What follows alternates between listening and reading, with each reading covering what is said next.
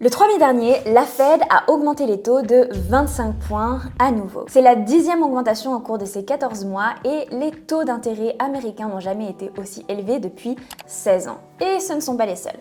Je peux vous assurer qu'en France, c'est exactement la même chose. Dernièrement, la Banque Centrale Européenne a augmenté les taux d'intérêt de 25 points aussi. La situation économique est plutôt bancale, même si l'inflation baisse. Est-ce qu'elle va continuer de baisser? Est-ce que la Fed ou encore la BCE vont arrêter d'augmenter les taux d'intérêt et rendre les crédits de plus en plus chers? C'est ce qu'on va voir ensemble dans cette vidéo. Avant de commencer, si cette vidéo te plaît et que les informations te sont utiles, surtout n'hésite pas à t'abonner et à mettre un like à cette vidéo. Ça aide la vidéo à être mieux référencée et donc à aider d'autres personnes. On commence tout de suite avec la vidéo. Je veux juste remettre un petit point sur la situation. Pourquoi on est dans cette situation-là? Pourquoi est-ce que les taux augmentent? Pourquoi est-ce que les crédits sont de plus en plus chers? Etc. La situation de base vient tout simplement du Covid-19. En 2020, pour relancer l'économie, les différents pays du monde ont tout simplement injecté énormément d'argent. De ce fait, eh bien, la monnaie des différents pays a perdu de la valeur. C'est ce qui s'appelle en fait de l'inflation. Pour contrer cette inflation qui était au plus haut depuis plus de 20 ans, les différentes banques ont décidé de commencer à augmenter les taux justement pour contrer l'inflation et la faire baisser.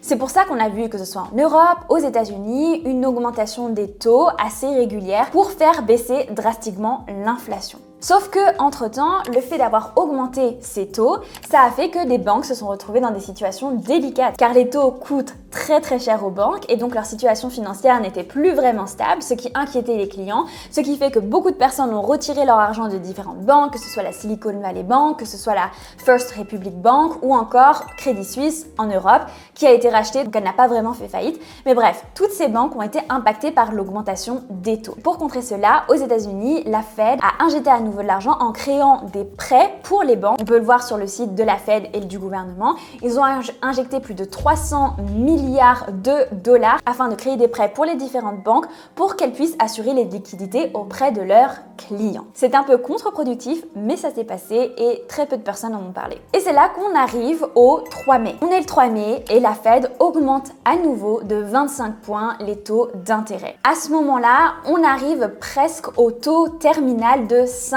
à 5,25%. Le taux terminal, c'est tout simplement le taux le plus élevé qui permettrait de maintenir une certaine balance au niveau de l'économie sur le long terme. En gros, c'est un peu notre maximum, même si les taux peuvent encore augmenter, c'est sûr et certain. Bref, si on regarde d'un peu plus près l'inflation aux États-Unis, on sait qu'elle est descendue à 5%, ce qui est déjà très bien, mais ça n'est toujours pas l'objectif de 2%. Ce qui veut dire que dans les prochains mois, si on regarde le rapport, l'objectif de la Fed n'est pas forcément d'augmenter les taux tout de suite, mais plutôt d'avoir une approche où ils vont observer comment réagit l'inflation. Est-ce que l'inflation baisse comme prévu? Et dans ce cas-là, ils n'augmenteraient pas les taux. Et si elle ne baisse pas, ça voudrait dire qu'on aurait une augmentation des taux à la fin d'année aux États-Unis et de même en Europe. Alors qu'est-ce que ça veut dire pour nous si les taux continuent d'augmenter? L'impact majeur, c'est tout simplement que les crédits deviendront de plus en plus chers et de plus en plus inaccessibles et de plus en plus stricts. C'est-à-dire qu'il sera de plus en plus difficile, en fonction de ta situation financière, etc., de pouvoir accéder à un crédit car ils seront de plus en plus chers, de plus en plus contrôlés. Mais bon, si c'est que ça, c'est pas si grave. Mais on parle beaucoup de l'augmentation des taux, mais il y a quelque chose de beaucoup plus grave qui se passe actuellement aux États-Unis et c'est ça que vous devez savoir. Parce que ça pourrait avoir un impact direct sur tous vos investissements, sur l'économie mondiale et c'est beaucoup plus grave que juste l'augmentation des taux. Peut-être que vous ne le savez pas, mais en juin 2023, les États-Unis ont atteint leur maximum d'emprunt de 31,4 billions. De ce fait, afin de continuer de financer les activités du gouvernement, eh bien, le gouvernement a dû prendre des mesures extrêmes afin de pouvoir assurer le paiement des différents salaires, des différentes aides, des différentes activités du gouvernement. Et donc, à cause de ça, la secrétaire du Trésor américain, Jen Allen, a déclaré dans un communiqué il n'y a pas très longtemps que les États-Unis allaient run out of cash, c'est-à-dire qu'ils n'allaient plus avoir assez d'argent à partir de juin 2023 pour financer justement tous les salaires, que ce soit les salaires des militaires, les aides, tout ce qui est financé en fait par le gouvernement. Et donc le seul moyen de se sortir de cette situation, c'est si le plafond de la dette américaine est augmenté. Et pour ça, le seul moyen que ce soit approuvé, c'est si le Congrès l'approuve. Sauf que Biden et le Congrès, c'est pas les meilleurs amis du monde. Tout simplement parce qu'ils ne font pas partie du même bord politique. Et donc, s'ils ne trouvent pas un accord rapidement, cela pourrait avoir des conséquences désastreuses sur l'économie américaine et sur l'économie mondiale. Étant un des acteurs majeurs de notre économie mondiale, si l'économie américaine s'effondre du fait qu'ils n'arrivent plus à financer les aides sociales, ils n'arrivent plus à payer les salaires des militaires, ils n'arrivent plus à faire les paiements nécessaires pour le fonctionnement de la société, c'est un événement extrêmement dramatique. Et si cela se passe, ça aura une conséquence dramatique sur le marché boursier et l'économie américaine de manière générale.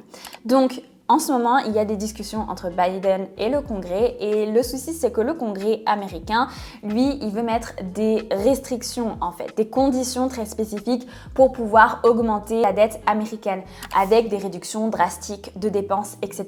Chose que Biden n'approuve pas. Lui, il veut une augmentation sans condition et après, on verra si on ajoute des conditions, mais une fois que le souci, il est réglé. Voilà, ça, c'est le souci majeur actuellement. Et c'est sur ce point-là qu'il faut être vraiment attentif dans les prochains mois parce que ça aura un impact direct, mais vraiment direct sur tes investissements si jamais la dette n'augmente pas comme prévu.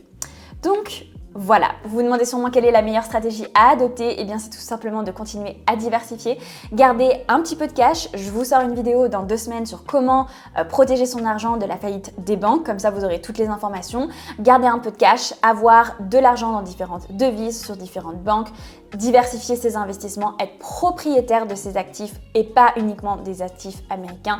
C'est important de diversifier à travers le monde. Bref, je vous donne plus d'infos dans la vidéo qui sort dans 2 semaines. Et surtout, n'hésitez pas à vous abonner si cette vidéo vous a plu et on se retrouve lundi prochain pour un épisode de podcast. Ciao!